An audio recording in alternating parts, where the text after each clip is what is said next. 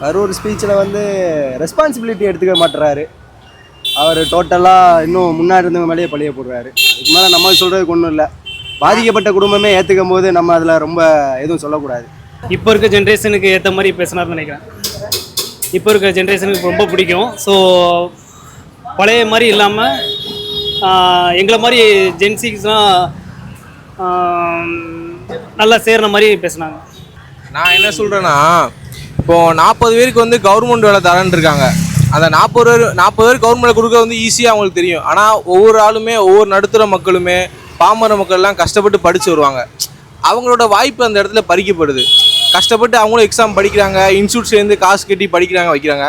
அப்போ அந்த இடத்துல பாதிப்படும் போது அந்த 40 பேர் வந்து இவங்க கவர்மெண்ட்னால ஈஸியாக கொடுக்குறாங்க. அப்போ அந்த 40 அவங்களோட ஸ்டூடெண்ட்ஸோட பாதிப்பு, அவங்களோட வாய்ப்பு வந்து கெடுதல. ஸோ அதை மட்டும் தான் எனக்கு வந்து கொஞ்சம் ஏற்றுக்க முடியல.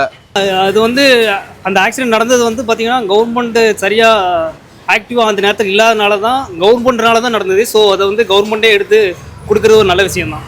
அது நார்மலாக இருக்குது. பட் அவர் இத்தனை நாள் கழித்து அவர் வந்து ஸ்பீச் கொடுக்குறாருன்னு அது ஒரு கேள்விக்குறியாக தான் இருக்குது.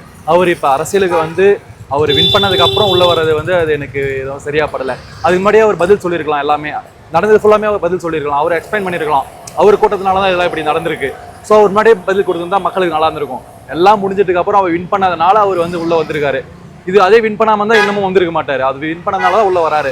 உள்ளே வந்து அவர் வந்து மக்களுக்கு என்ன நல்லது செஞ்சுருக்கணும். இப்போ செத்தவங்க ஃபேமிலி எல்லாருக்கும் அவ்வளோ காசு வச்சிருக்காரு. 1 crore கொடுத்துருந்தா அது வந்து அது வேற ஆயிருக்கும். இப்போ ஒரு கவர்மெண்ட் ஜாப்ன்றது அது எப்படியாப்பட்ட கவர்மெண்ட் ஜாப்னா, இப்போ வந்து ஃபார் எக்ஸாம்பிள் கவர்மெண்ட்டால் கொடுத்துங்கிற எல்லாமே வந்து ஜூனியர் அசிஸ்டன்ட்ஸ் அந்த மாதிரி ஜாப்ஸ். அந்த ஜாப்ஸ்னால் இப்போ அதுக்காக 1000 பேர் படிக்கிறாங்க, கோடிக்கணக்கான பேர் படிக்கிறாங்க. ஆம் ஆல்சோ ஆஸ்பிரண்ட், ஆம் ஆல்சோ குரூப் எக்ஸாம் ஆஸ்பிரண்ட்.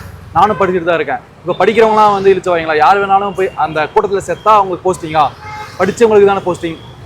அவங்க ஒன்றும் வந்து தியாகியாக வந்து இது பண்ணலையே, அவங்களா தானே போய் இது பண்ணாங்க.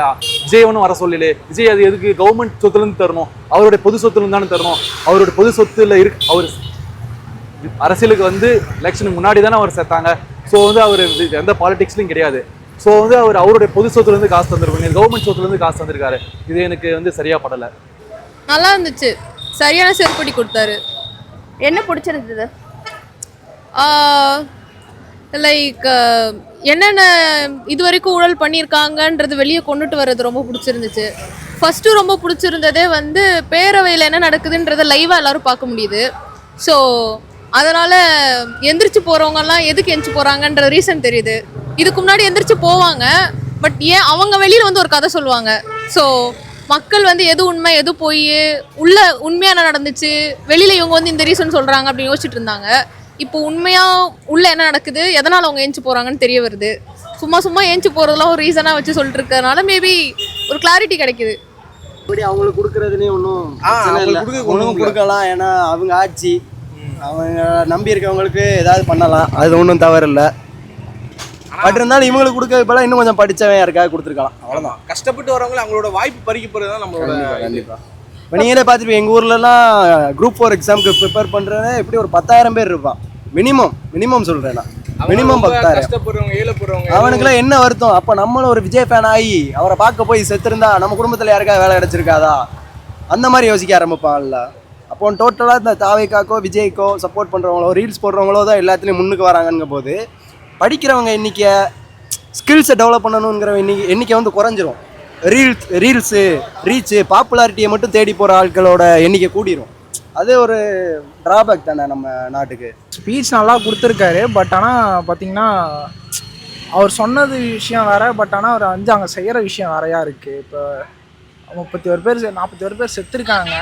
கரூர் ஸ்பீச் பார்த்தீங்கன்னா வந்து இந்த பை எலெக்ஷனுக்காக கொடுத்த மாதிரி தான் இருக்குது. அது பார்த்தீங்கன்னா ஒரு 41 பேருக்கு அரசாங்க வேலை இந்த மாதிரி கொடுத்துட்டு இந்த பை எலெக்ஷன் டைமில் பார்த்தோன்னா வந்து அங்கே போய் ஸ்பீச் பண்ணிட்டு டிஎம்கே ப்ளேம் பண்ணுற மாதிரி தான் இருக்குது அந்த விஷயத்தை பார்த்தீங்கன்னா. இது எந்த ஒரு விதமாக பார்த்தோன்னா வந்து ஒரு பாலிட்டிக்ஸ் ரீதியாக எப்படி ஒரு அட்மினிஸ்ட்ரேட்டிவ் பர்பஸாக அங்கே போய் எதுவும் பேசுகிற மாதிரி தெரியல. இருக்கிற விஷயத்தை பற்றி பேசுகிற மாதிரி தெரியல. மற்றவங்கள வந்து ப்ளேம் பண்ணி பேசிகிட்டு இருக்க மாதிரி தான் இருந்துச்சு அது பார்க்குறதுக்கு. அதை பற்றி இப்போதைக்கு சோஷியல் மீடியாவில் பரவிட்டு இருக்க மாதிரி தான். 41 பேருக்கு ஒரு 31 பேருக்கு ஒரு கவர்மெண்ட் வேலைன்றது பார்த்திங்கன்னா இட்ஸ் கைண்ட் ஆஃப் வந்து மற்றவங்களோட போஸ்டிங் பறிக்கிற மாதிரி தான் இருக்குது இந்த விஷயத்த பார்த்திங்கன்னா. நிறைய பேர் கஷ்டப்பட்டு படிச்சுட்டு இருக்காங்க. ஒரு குறிப்பிட்ட ஒரு லைப்ரரி போய் பார்த்தா தான் தெரியும் எத்தனை பேர் ஒரு நாளைக்கு படிச்சுட்டு இருக்காங்கன்றது. அந்த இடத்துக்கு போயிட்டு ஒருத்தர் 24 மணி நேரமோ 12 மணி நேரமோ கஷ்டப்பட்டு படிச்சுட்டு இருக்க ஒவ்வொரு பர்சனோட பார்த்தீங்கன்னா வந்து லைஃப்பை பறிக்கிற மாதிரி தான் இருக்குது இந்த விஷயத்த. நீங்கள் டிஎன்பிசி குரூப் 1க்கு பார்த்தீங்கன்னா வெறும் 26 வேகன்சி தான் போட்டிருக்கீங்க. பட் ஆனால் இங்கே வந்து செத்து போனவங்களுக்காக பார்த்தோன்னா வந்து ஒரு 31 வந்து பேருக்கு வந்து வேலை க்ரியேட் பண்ணி தர்றதுன்றது கொஞ்சம் ஏற்றுக்க முடியாத மாதிரி தான் இருக்குது. படிக்கிற மாணவர்களுக்கு புதுசாக ஆப்பர்ச்சுனிட்டிஸ் நிறைய க்ரியேட் பண்ணி தரலாம், புதுசாக ஜாப்ஸை வந்து நீங்கள் க்ரியேட் பண்ணி தரலாம். அந்த மாதிரி நிறைய விஷயத்த பண்ணுறதை விட்டுட்டு இல்லை நீங்கள் அவங்கள கேர் கூட பண்ணியிருக்கலாம் 31 பேர். ஆனால் ஒரு ஜாப் வந்து கவர்மெண்ட் ஒரு ஜாப்ன்றது க்ரியேட் பண்ணி தந்தது என்னை பொறுத்த வரைக்கும் என் ப்ரிஃபரன்ஸில் அது ஒத்துக்க முடியல. நல்லா பேசியிருந்தாரு, சூப்பராக பேசியிருக்காரு, நம்ம தான் கரெக்டாக பேசியிருக்காருக்கா. ஆக்சுவலி இந்த மாதிரி தான் இருக்கும். கொத்து பரோட்டாவா கரெக்டாக பேசிக்கிறது? கரெக்டு தாங்க.